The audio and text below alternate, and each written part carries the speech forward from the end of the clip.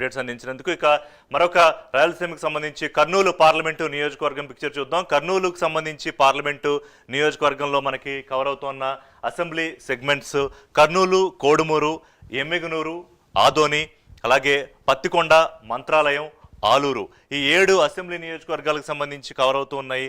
మొత్తం 16.93 అంటే 17 లక్షల మంది ఓటర్లు ఉన్నారు. 2019లో 75.69% పోలింగ్ నమోదైంది.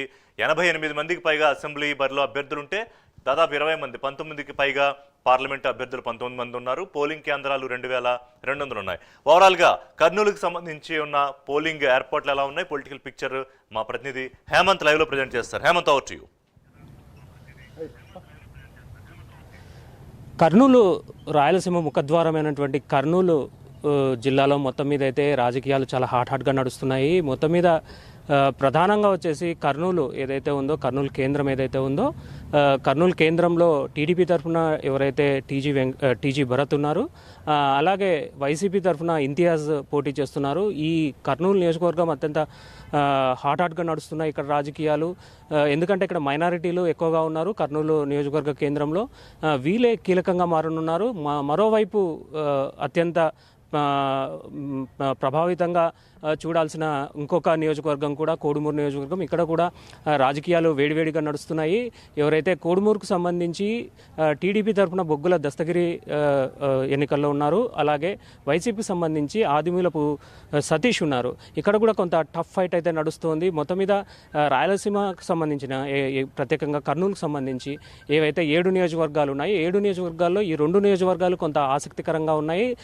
దీని తర్వాత కొంత ఎమ్గనూరు, అలాగే ఆదోనిలో కూడా ఎన్డీఏ అభ్యర్థి ఎవరైతే ఉన్నారో పార్థసారథి, ఆయనతో పాటు వైసీపీ తరఫున సాయినాథ్ రెడ్డి అయితే పోటీ చేస్తున్నారు. వీరిద్దరి మధ్యన కూడా కొంత టఫ్ ఫైట్ ఉంటుందనేసి కొంత ఎక్స్పెక్టేషన్స్ అయితే ఉన్నాయి. మొత్తం మీద చూస్తే రాయలసీమలో ప్రాంతంలో మొత్తం మీద కర్నూలు జిల్లా అన్నది చాలా వెనుకబడిన ప్రాంతం కావడము, ఇక్కడ ఆలూరు, అలాగే పత్తికొండ, అలాగే మంత్రాలయం, ఈ నియోజకవర్గాలు అత్యంత వెనుకబడి ఉన్న ప్రాంతాలుగా ఉన్నాయి. ఎవరు వచ్చినా అంటే టీడీపీ అవ్వచ్చు, ఇలా వైసీపీ అవ్వచ్చు, గత కొద్ది సంవత్సరాలుగా ఎవరు వచ్చినా, ఏ పార్టీలు వచ్చినా కూడా ఈ 3 ప్రాంతాలు అభివృద్ధి చెందలేదు. ఇంకా అంటే నీటి వసతులు అవ్వచ్చు, లేకపోతే అసంపూర్తిగా ఉన్న ప్రాజెక్టులు అవ్వచ్చు, ఇక్కడ కనీసం పంటలు వేసుకోలేని పరిస్థితి. ఒకే పంట అంటే వేసే 2 కార్లు పండితే ఒకే కారు పండడం కూడా కష్టమైపోయింది. దీంతో వలసలు అన్నది ఈ 3 ప్రాంతాల్లో అయితే ఎక్కువగా ఉంటాయి. ఈ వలసలతోనే మొత్తం మీద అక్కడ నియోజకవర్గ అభివృద్ధి ఏదైతే ఈ 3 నియోజకవర్గాల్లో అయితే అభివృద్ధి అయితే దాదాపు నామమాత్రమే అని చెప్పాలి. ఎక్కువగా అంటే గడిచిన ఈ ఎన్నికల ఎలక్షన్ సమయంలో ఒకసారి జగన్ అవ్వచ్చు, ఎవరైతే సీఎం జగన్ అవ్వచ్చు, అలాగే టీడీపీ అధినేత చంద్రబాబు అవ్వచ్చు, ఇద్దరూ వచ్చి ఇట్లా ఆలూరు, మంత్రాలయము ఇక్కడ పర్యటించడం జరిగింది. ఏదైతే వలసలను ఆపుతామనేసి వారు పదే అయితే చెప్పడం జరుగుతుంది.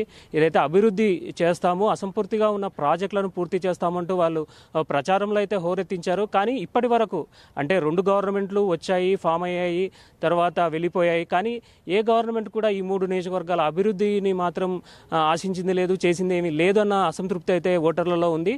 మరోవైపు ఒక పరంగా చూస్తే కర్నూలుకు సంబంధించి కర్నూలు నియోజకవర్గంలో గత ఎన్నికల్లో అంటే 2019లో ఈ నియోజకవర్గంలో చాలా అత్యంత తక్కువ ఓటింగ్ జరిగింది. ఇది కూడా చాలా ఎన్నికల అధికారులు ఈసారి చాలా సీరియస్గా తీసుకోవడం జరిగింది.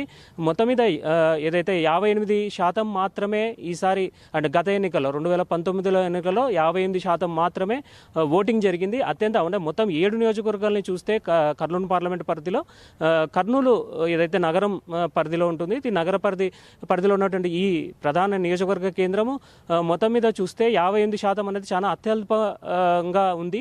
దీనిపైన ప్రత్యేకంగా అయితే ఫోకస్ చేశారు. మొత్తం మీద చూస్తే ఏదైతే పోలింగ్ కేంద్రాలు ఏవైతే ఉన్నాయో ఈ పోలింగ్ కేంద్రాల్లో వెబ్కాస్టింగ్ ద్వారా ఏదైతే మొత్తం మీద ముఖ్యంగా కర్నూలుకు సంబంధించి ఏదైతే వెబ్కాస్టింగ్ అయితే చేస్తున్నారు. మొత్తం మీద జిల్లా పరంగా చూస్తే జిల్లా వ్యాప్తంగా మొత్తం అత్యంత సమస్యాత్మక గ్రామాలు ఏవైతే ఉన్నాయో నియోజకవర్గాలు తర్వాత పోలింగ్ కేంద్రాలు మొత్తం క్లారిఫై చేశారు. దానిపైన మొత్తం మీద ఓవరాల్గా చూస్తే కర్నూలు నియోజకవర్గ పరిధిలో మొత్తం 320 సమస్యాత్మక గ్రామాలు ఉన్నాయి, సమస్యాత్మక పోలింగ్ కేంద్రాలు అయితే ఉన్నాయి. వీటిని గుర్తించారు. వెబ్కాస్టింగ్ ద్వారా వీటిని ఎప్పటికప్పుడు మానిటర్ అయితే చేస్తున్నారు ఎన్నికల అధికారులు.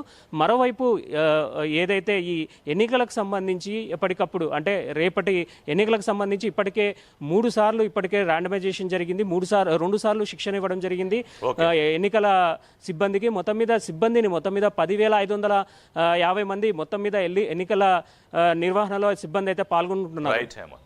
థ్యాంక్ యూ హేమంత్, కర్నూలుకు సంబంధించి పిక్చర్ అందించినందుకు.